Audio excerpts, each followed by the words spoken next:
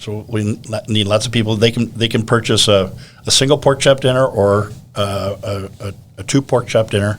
Single pork chop is $10. 2 pork chops is $15. And there's also hot dog meals for the kids for $5. And that includes beans, applesauce, chips, dessert. Classic. So just swing by, you can pick it up. It's a nice kickoff Take to it home. summer meals. I mean, Yeah. I think we're all ready for it. Yep. As the time of we're recording right now, it still feels below zero. Yeah. Spring's on its way. The pork chop dinner is going to be a kickoff. It's going to be on Thursday, April 14th, starting at 4:30 to 7 o'clock. Get your tickets. You can buy them online if you don't already have them.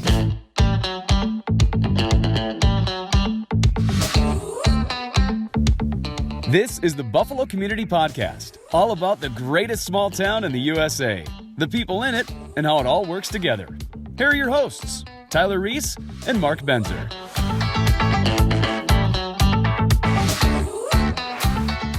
Hey everybody, it's the Buffalo Community Podcast, and we've got the 877 Foundation talking about some really, really cool things coming up. Not only scholarships, but pork chops too. Pork chops. Yeah. Yeah, thank you. Mr. Walsh, Marilee Kramer, Mrs. Kramer, Mike, Marilee, thanks for coming in. Yeah, you can't help but I know. refer to me as Mr. because I was a teacher. So Yeah. I know how that goes. Yeah. Well, thanks for having us. This is great. We're excited about our upcoming pork chop feed because after 3 years, we're going to be in person. We're going to be having people indoors and able to get both curbside and at their inside the Buffalo Community Middle School. So we're excited. Awesome.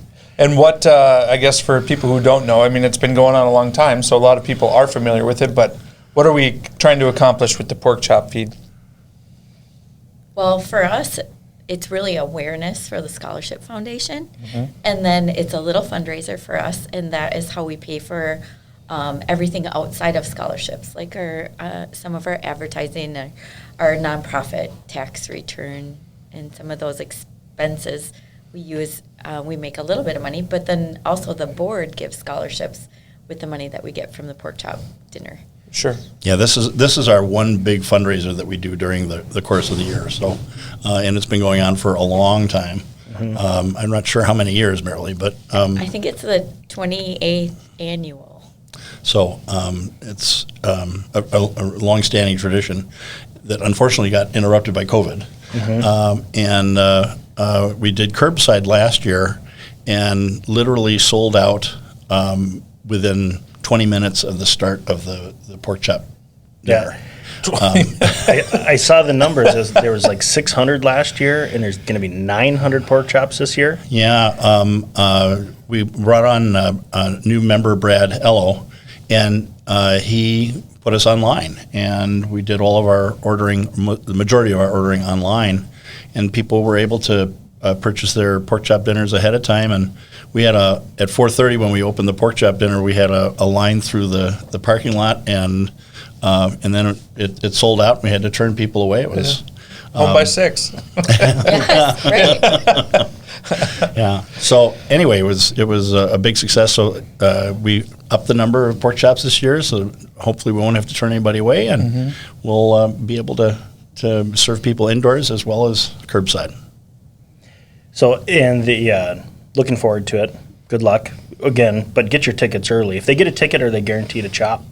Yes. Yep. Okay, Yep. perfect. We're very careful to make sure that we keep count. Right. Yes. So yeah, we had a speaker when they were talking about it. Is probably the best thing that came from COVID's shifting of it was that drive-through of, sometimes people don't have the time. They want to support programs like this, but they don't have the time to stop in, to go eat dinner there, and they're like, just let me grab one on the way through, get my kids to practice type deal. Yep. Let's talk a little bit about the Scholarship Foundation. Yeah, the foundation was started in 1987, and the idea was they had some individual businesses that supported scholarships, but what they want to do is create an endowment, and so that money continues to grow and continues to expand. So when they started, the first record that we have is 1990. There were $25,000 in scholarships. Last year, we gave $85,000 in scholarships. And our goal is to see if we can get over 100,000. Awesome. In the near future. So that it serves hundreds of students. Local businesses provide scholarships. Individual patrons do. People can donate online and contribute to the fund. And all of this adds to the number of students that we're able to provide scholarships for. Mm-hmm. Are there avenues? You said people could start their own. I think Brad and I talked a little bit about before this. People could actually start their own scholarship to be a part of this to give away. Is there an avenue that you guys? Who do we get in contact about starting that? So all of the calls go to Mark Jones in the counselor's office, and he sort of helps. So say, for example, a family member passes away and you want to give a scholarship as a memorial. The first contact would be Mark, and then he would tell you our process. Sure. Because the donor gives the money, and then a committee, which Mike can talk about in a little bit, they decide who the scholarships go to. So one person gets a scholarship, and then they're taken out of the pool. Sure. So we're not giving multiple scholarships to one Yeah. individual. But Mark Jones really is the hub in the school district, and kudos to him because he really helps out with this foundation. You can give online. You can go online, and there's now a form for you to be able to fill out, so that you can specify that you would like to create a scholarship. So you can do it very easily. Sure. We try to make giving money a very easy thing for people to do. Take out all the obstacles. Yes, absolutely. Absolutely. Yep. So we have sustaining donors that sponsor a scholarship every year for multiple years. Then we also have endowed funds where people have donated to our endowment, and then the scholarship comes out of the interest or gains on those funds. And so our letter to our sustaining donors went out about 2 weeks ago. And then by April 1st, their deadline, but we will take it until June scholarships, so in scholarship money. Yeah. Sustaining donors meaning, like, we don't want this scholarship to go away, or For example, I have a friend that has a scholarship in her daughter's name, and every year they do a scholarship. They actually do 2 scholarships, and so they give that money every year. They commit by April 1st, and then they get the money in by June, so we can disperse it and know that we can give that scholarship out. And so every year she donates, and then I think she has a little bit of criteria that help with who gets that scholarship. Sure. So. That was kind of my next. I would imagine that one of the really big appeals is, I have X amount of dollars I want to go towards a scholarship. Here are a few things that are important to me, or a few criteria of who I'd like to see get it. But I don't want to.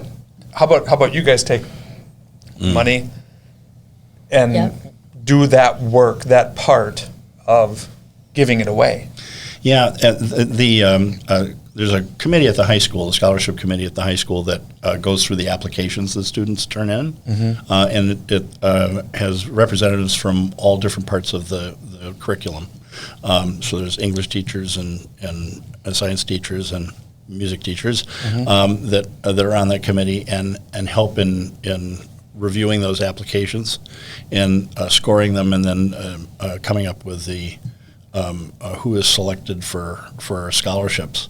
Unfortunately, right now we don't have enough scholarships to give one to everyone that applies, and so there was always when I was on that committee, there were always 20, 30, 40 students that we were unable to give a scholarship to, even though they'd applied, and even though sometimes they were very fine students, there just wasn't enough scholarships to go around. So that's why we're working to try to increase the number of scholarships that we can have available.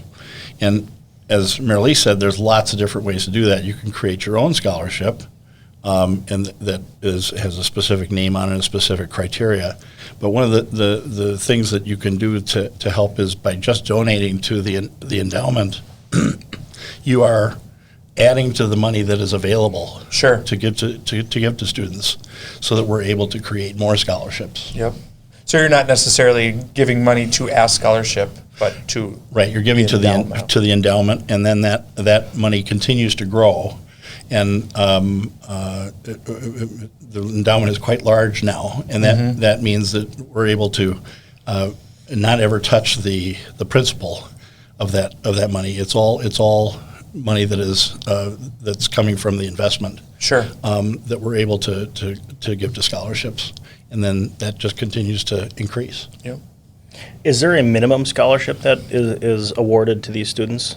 The scholarships range from everything from, I think, $100 on up to, is the largest one $4,000 now? $3,500? Something like that. Yeah. Yeah. Mm-hmm. Yep. Yeah. Very cool. Yep. And they have 2 years. The students have 2 years to use that scholarship money.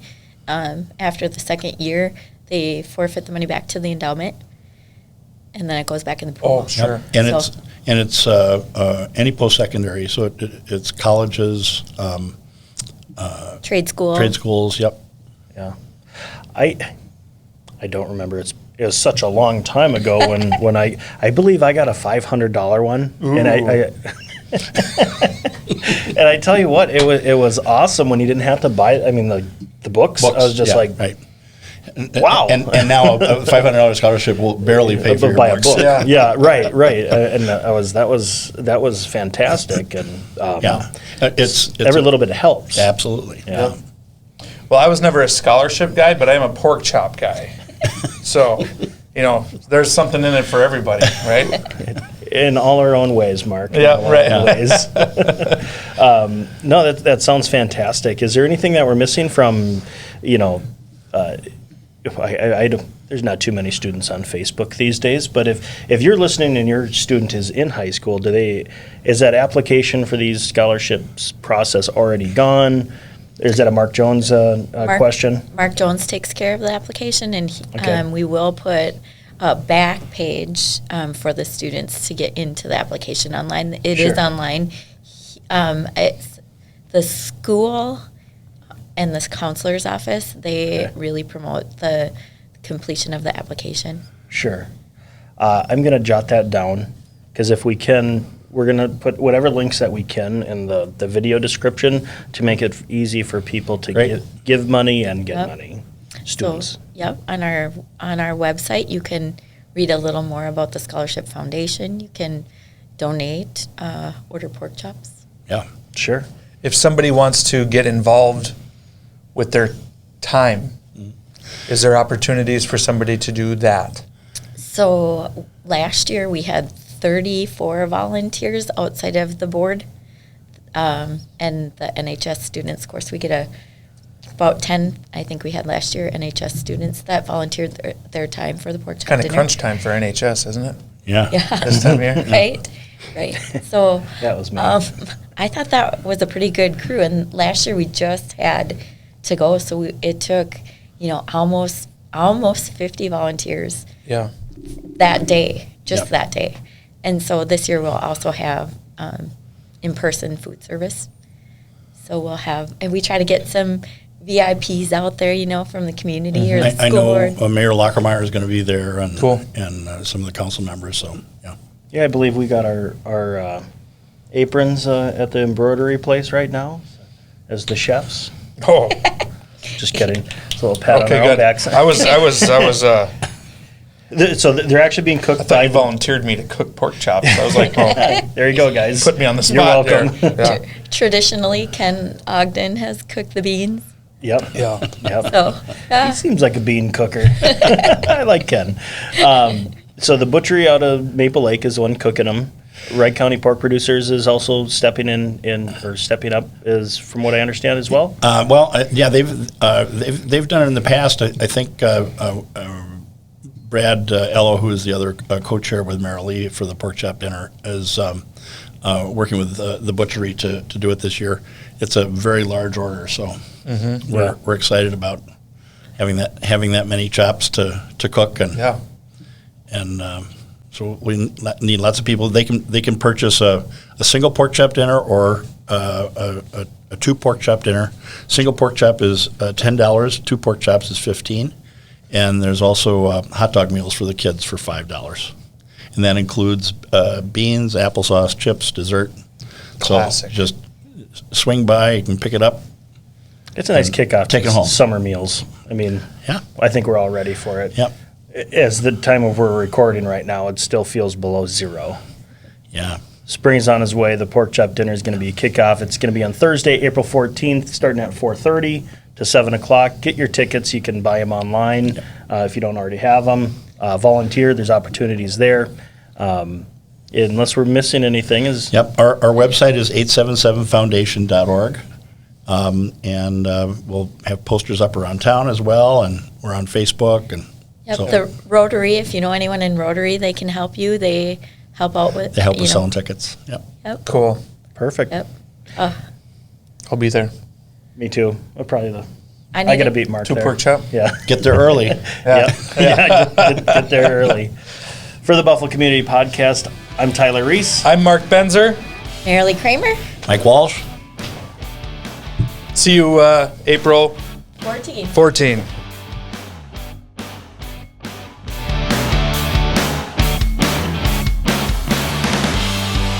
Thanks for listening to the Buffalo Community Podcast, produced by Edlund Media. You can find us on Facebook and YouTube, as well as anywhere you listen to podcasts.